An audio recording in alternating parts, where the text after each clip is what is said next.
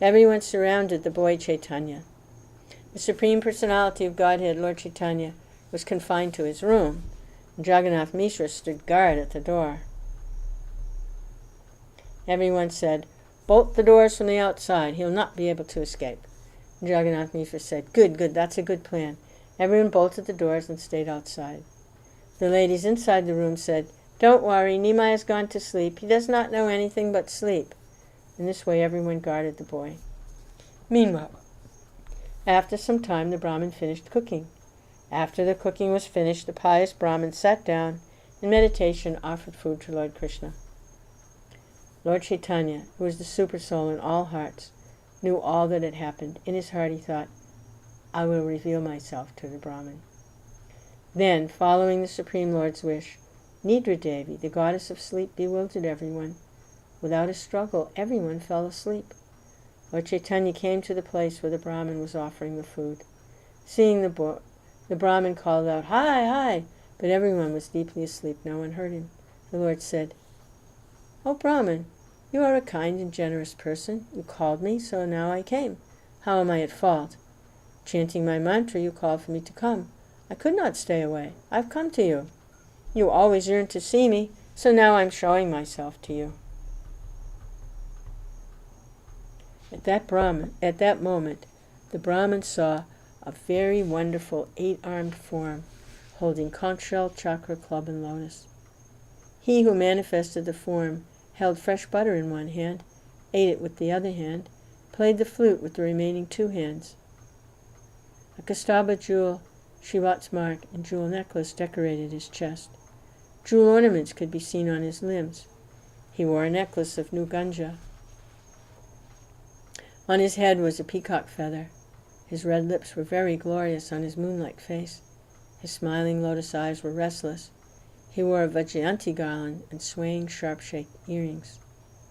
Jewel anklets decorated his lotus feet. The effulgence of his jewel-like toenails dispelled the darkness for a great distance. Then the Brahmin saw a wonderful kadamba tree. He saw Vrndavana forest filled with the chirping of birds. In the 4 directions he saw gopas, gopis, and cows. What before he had seen only in meditation, now he saw directly. Seeing this wonderful opulence, the pious Brahmin fainted in ecstasy. Then Lord Chaitanya, who is an ocean of mercy, placed his graceful hand on the Brahmin's body. Touched by the Lord's hand, the Brahmin regained consciousness. He was stunned with bliss. He did not speak a word. Again and again the Brahmin fainted, falling to the ground. Again he stood up. Again he fainted, overcome with bliss. The hairs on his body stood erect.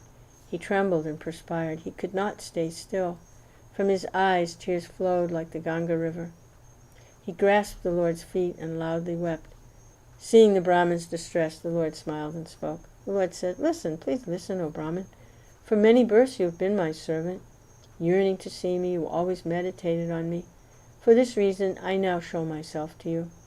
In a different birth, I showed the same form to you in Nanda's home, but you do not remember it.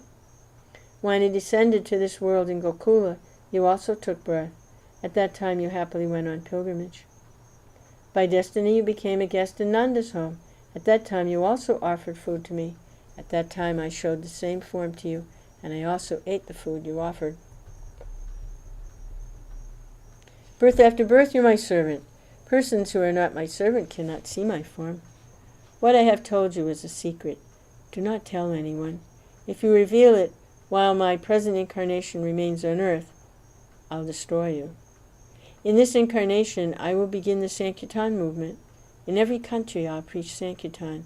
In every home, I will place the pure, loving, devotional service, Prema Bhakti Yoga, that Brahma and others yearn to attain.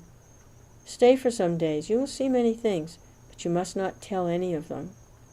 In this way, giving both mercy and comfort to the Brahmin, Lord Chaitanya returned to his room. The Lord again became a child and again lay down in his bed. Overpowered by yoga nidra potency, no one awakened. Seeing these wonders, the Brahmin found that his body was filled with bliss. The Brahmin smeared the food on all his limbs, weeping and weeping. He ate it. The Brahmin danced, sang, and laughed. Again and again he called out, Jai Bala Gopal. When the Brahmin shouted, everyone awakened. The Brahmin immediately stopped and began to wash himself. The Brahmin peacefully ate. Seeing this, everyone became happy. In his heart, the Brahmin considered telling everyone what had happened. He thought, when they know he is the Supreme Personality of Godhead, they'll all become liberated. The Supreme Personality of Godhead, whom Brahma and Shiva yearn to meet, has descended to this world and taken birth in a Brahmin's home. I'll tell the whole world that the Supreme Personality of Godhead has now become a little boy. Then the Lord will deliver everyone. But the Lord forbade me to do that. Afraid to disobey the Lord, the Brahmin did not speak. Keeping the Lord's identity a secret, the Brahmin stayed near him in Navadvip. After begging alms in different places every day, the Brahmin would return and see the Lord. All these pastimes are secretly described in the Vedas. One who hears these pastimes will meet Lord Krishna. The narrations of Adi-Khanda, which describe the pastimes Lord Narayan enjoyed as a small boy, are like a stream of nectar. Lord Chaitanya is the crest jewel of all the worlds. He's the king of Vaikuntha. He's Lord Narayan, the husband of Lakshmi. He's Lord Ramachandra, the husband of Sita. In the Treta Yuga, he appeared as Ram and Lakshman. Then he enjoyed many pastimes and killed Ravan. In the Dwapara Yuga, he appeared as Krishna and Balaram. Then he enjoyed many pastimes and he removed the earth's burden. Those two persons, whom the Vedas call Mukunda and Ananta, are identical with Lord Chaitanya and Lord Nityananda. That is certain. The two moons, Sri Krishna Chaitanya and Sri Nityananda, are my life and soul. I, Vrndavana Das, sing the glories of their feet.